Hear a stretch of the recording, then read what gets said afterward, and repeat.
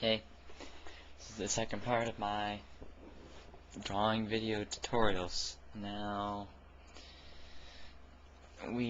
previous one we did our drawing with our eyes, and today I'm going to show you some other techniques we can apply to drawing. Now, once you've got that down pat, I mean, it will take you maybe years to get really good at looking at an object and just drawing what you see, and with your, the eye drawing thing, and it will take a long time to do so. Sorry for rambling a little bit and whatnot, but that happens. Okay, so let's move on. Let's just take the drawing. Well, I'm going to take the drawing I previously did and continue from there, but you could have a new drawing or just draw something up while you're watching this video, or who knows. But anyways, what I have here is my drawing of my headphones. Here you can see actual headphone. Here it's kind of funny, but that doesn't matter. Now, what I like to do is say to myself, what's darker, what's lighter on the image, and what I'll do is I'll take my 2B, it's softer, it creates, when I press hard, well, I'll show you.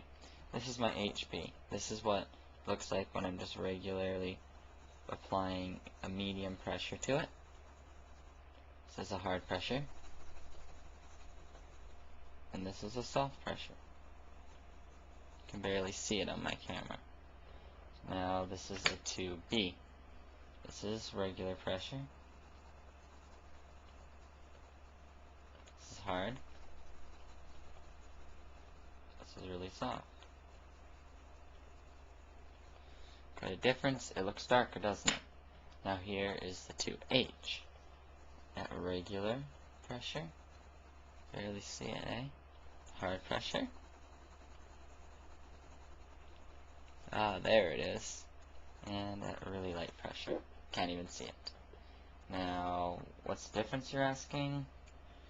Well, if you can't really see it, the pressing hard looks the same as the pressing normal over here, right? So this here is our H, our HB here. This is our H.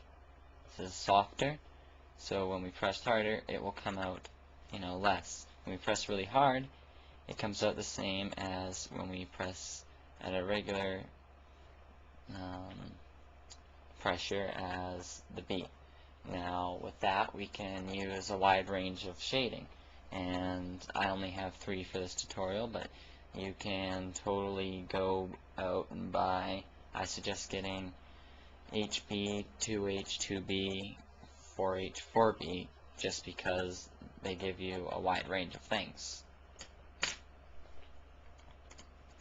Next up, we will shade in our little drawing here pretty quickly. Here's something I want to say ahead of time. I'm going to shade it in first, then I'm going to outline it with my Sharpie, because if I put the Sharpie on first and then I start to outline, shade it all in, and then I say, well, wait a second, I don't like this line here, I want to change it slightly, I won't have that capability because I've already erased it. I'll show you erasing with the kneaded eraser and the regular eraser in the next video, and finally last video will be this. Right now we're on shading. Okay, so first we're going to take our 2B. Here's a little info. Imagine your paper like little bumps, microscopic bumps. And when you shade over when you press hard on your pencil, you're actually breaking some of those bumps. Now,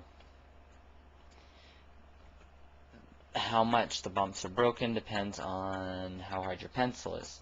If you go into the higher number of B's, the graphite in the pencil, or the lead, but I'm pretty sure it's going to be graphite that you're using,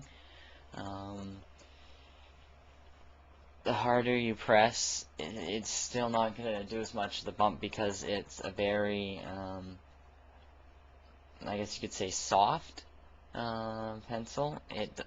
So it's able to get more into the crevasses of this little this paper and be able to really fill it in, right? And when we go, and let's just jump up to, like, let's say we go up into the high H's, it's really hard. So when you shade, it will actually break all the little bumps on the paper as you're shading with it. So when you're done and you decide, well, hey, okay, let's just do this a little bit with our 2H. There. And I say, well, hey, I want it a lot darker now, right? So I take my 2B and I try to go over top of it, but it's not doing much. That's because the fine little grains on the paper are gone. Ah, almost dropped my pencil there.